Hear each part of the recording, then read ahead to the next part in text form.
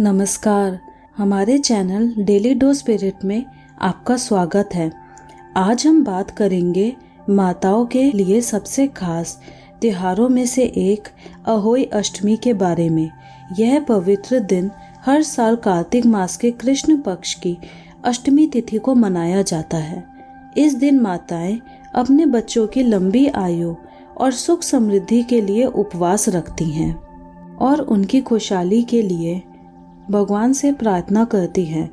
करवा चौथ के 4 दिन बाद अहोई अष्टमी का व्रत रखा जाता है और इसमें तारों का अर्घ्य देकर माताएं व्रत खोलती हैं और भगवान का भोग लगाने के साथ अपने बच्चों को भी प्यार से खाना खिलाती हैं। इस दिन माताएं निर्जला व्रत कर अपनी संतान के दीर्घायु के लिए कामना करती हैं और अहोई माता की पूजा करती हैं।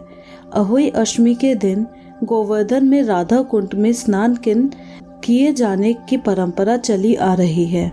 आइए जानते हैं कब है अहोई अष्टमी और तारों को अर्घ्य देने की विधि, महत्व और मान्यताएं। अहोई अष्टमी 2024 में कब है? अहोई अष्टमी इस साल 24 अक्टूबर को मनाई जाएगी। अहोई अष्टमी का व्रत माताएं कार्तिक कृष्ण अष्टमी तिथि को रखती हैं और इस साल यह तिथि 24 अक्टूबर को सुबह 1:18 पर शुरू होगी और 25 अक्टूबर को सुबह 1:58 पर खत्म होगी। उदया तिथि की मान्यता के अनुसार अहोई अष्टमी का व्रत 24 अक्टूबर को रखा जाएगा। अहोई अष्टमी की व्रत कथा।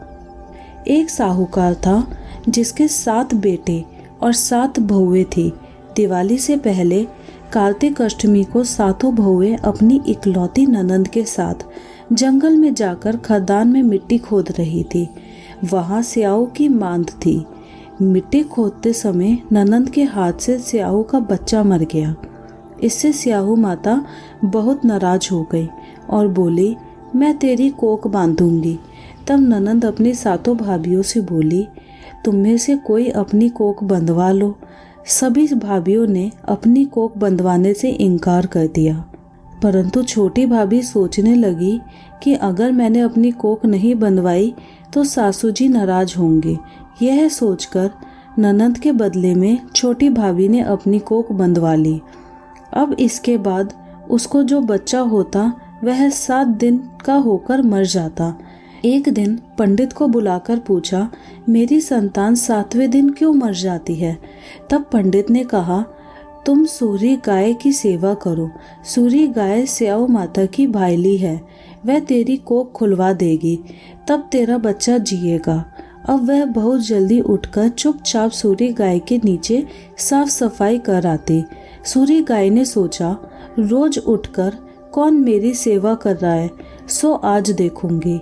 गौ माता खूब सवेरे उठी, देखती है कि साहूकार के बेटे की बहू उसके नीचे साफ सफाई कर रही है।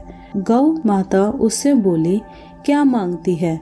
साहूकार की बहू बोली, स्याऊ माता तुम्हारी भाईली है और उसने मेरी कोख बांध रखी है, सो मेरी कोख खुलवा दो। गौ माता ने कहा, अच्छा ठीक है। अब तो गौ माता समुद्र पार साहूकार की बहू को अपनी भाईली के पास लेकर चल पड़ी। रास्ते में कड़ी धूप थी, सो वे दोनों एक पेड़ के नीचे बैठ गई। थोड़ी देर में एक सांप आया। उसी पेड़ पर गरुड़ पंखनी का एक बच्चा था। सांप उसको डसने लगा। तब साहूकार की बहू ने सांप मारकर ढाल के नीचे दबा दिया और बच्चे को बचा दिया। थोड़ी देर में गरुड़ पंखनी आई तो यहाँ खून देखकर साहूकार की बहू को चोंच मारने लगी। तब साहूकार की बहू बोली, मैंने तेरे बच्चे को नहीं मारा, बल्कि सांप तेरे बच्चे के करीब आया था। मैंने तो उससे तेरे बच्चे की रक्षा की है।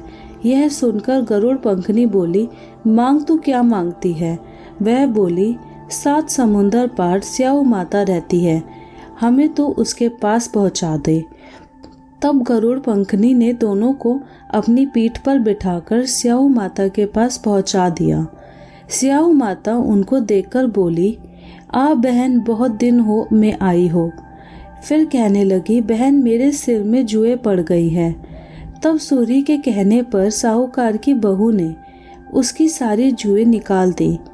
इस पर स्याऊ माता प्रसन्न होकर बोली, तूने मेरे सिर में बहुत सलाई घेरी है, इसलिए तेरे 7 बेटे और 7 बहू होंगे। वह बोली, मेरे तो एक भी बेटा नहीं, 7 बेटे कहाँ से होंगे? स्याऊ माता बोली, वचन दिया है। तब साहूकार की बहू बोली, मेरी कोख तो तुम्हारे पास बंद पड़ी है। यह सुन स्याऊ माता बोली, तूने मुझे ठग लिया। जा, तेरे घर तुझे 7 बहुएं मिलेंगी। तू जाकर उजमन करियो, 7 अहोई बनाकर 7 कढ़ाई करियो। वह लौटकर घर आई तो वहां देखा कि 7 बेटे 7 बहू बैठे थे। वह खुश हो गई।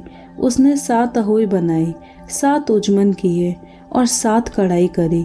शाम के समय जेठानियां आपस में कहने लगी कि जल्दी जल्दी पूजा कर लो, कहीं छोटी बच्चों को याद करके ना रोने लगे। थोड़ी देर में उन्होंने अपने बच्चों से कहा, अपनी चाची के घर जाकर देख आओ कि कहीं आज वह अभी तक रोई क्यों नहीं। बच्चों ने आकर कहा, चाची तो कुछ मांड रही हैं, खूब उजमन हो रहा है। यह सुनते ही जेठानियां दौड़ी दौड़ी वहां आई और आकर कहने लगी कि तूने कोख कैसे खुलवाई? वह बोली, तुमने तो कोख बंधवाई नहीं थी, सो मैंने कोख बंधवा ली थी। अब स्याऊ माता ने कृपा करके मेरी कोख खोल दी है। हे स्याऊ माता, जिस प्रकार उस साहूकार की बहू की कोख खोली, उसी प्रकार हमारी भी कोख खोलना। एक कटोरी में गेहूं के दान या फिर हल्दी चावल लेकर कहानी सुने। बिंदायक जी की कहानी। एक बार बिंदायक जी महाराज एक चुटकी में चावल और एक में दूध लेकर घूम रहे थे और कह रहे थे कि कोई मेरी खीर बना दो। एक बुढ़िया माई बोली कि ला मैं खीर बना दूं। वह एक कटोरी ले आई। तब बिंदायक जी बोले कि बुढ़िया माई, कटोरा क्यों लाई हो, भगोना लाकर चढ़ा दो। तब बुढ़िया माई बोली कि इतने बड़े भगोने का क्या करेगा, कटोरा ही बहुत है। बिंदायक जी ने कहा कि तू चढ़ाकर तो देख। बुढ़िया माई ने भगोना चढ़ा दिया और चढ़ाते ही वह दूध से भर गया। फिर बिंदायक जी ने कहा, मैं बाहर जाकर आता हूँ तो तू खीर बनाकर रखियो। खीर बनकर तैयार हो गई, परंतु बिंदायक जी महाराज नहीं आए। तो बुढ़िया माई का मन ललचा गया और वह दरवाजा बंद करके खीर खाने लगी। इतने में बिंदायक जी आए और बोले, बुढ़िया माई खीर बना ली? तो बुढ़िया बोली, हाँ, आकर जीम लो। बिंदायक जी बोले, मैंने तो जीम लिया, जब तू जीमने लगी तभी मैंने भोग लगा लिया था। तब बुढ़िया माई बोली कि तुमने तो मेरा पर्दा हटा दिया, परंतु किसी और का पर्दा मत हटाना। तब बिंदायक जी महाराज ने खूब धन दौलत भर दिया। हे बिंदायक जी महाराज, जैसे बुढ़िया माई को दिया वैसे कहते सुनते अपने सब परिवार को भी देना। अहोई अष्टमी पर तारों को देखने का शुभ मुहूर्त। अहोई अष्टमी पर तारों को देखकर अर्घ्य देने का समय शाम को 6:06 से है। इस दिन सूर्यास्त 5:42 पर होगा। माताएं अहोई अष्टमी पर तारों को जल चढ़ाने के बाद पूजा करती हैं और उसके गुड़ के बने पुए से चंद्रमा का भोग लगाकर स्वयं भी उसी से व्रत खोलती हैं और बच्चों को भी यह पुए प्रसाद के रूप में देती हैं। अहोई अष्टमी का व्रत महत्व। अहोई अष्टमी व्रत का महत्व बहुत ही खास माना गया है। इस व्रत को करने से आपकी संतान खुशहाल होने के साथ ही दीर्घायु भी होती है। हर प्रकार के रोगों से उनकी रक्षा होती है और स्याऊ माता बच्चों का भाग्य बनाती हैं और उनको हर बुरी नज़र से बचाती हैं। इस प्रकार इस व्रत को करने से आपके घर में सुख समृद्धि बढ़ती है और आपके घर में बच्चे करियर में खूब तरक्की करते हैं। यह व्रत सूर्योदय से लेकर सूर्य अस्त तक रखा जाता है और बिना अन्न जल ग्रहण तारों को जल अर्पित करने के बाद ही यह व्रत खोला जाता है। अगर आपको ये वीडियो अच्छी लगी हो तो वीडियो को लाइक करके चैनल को सब्सक्राइब करना ना भूलें। जय माता दी।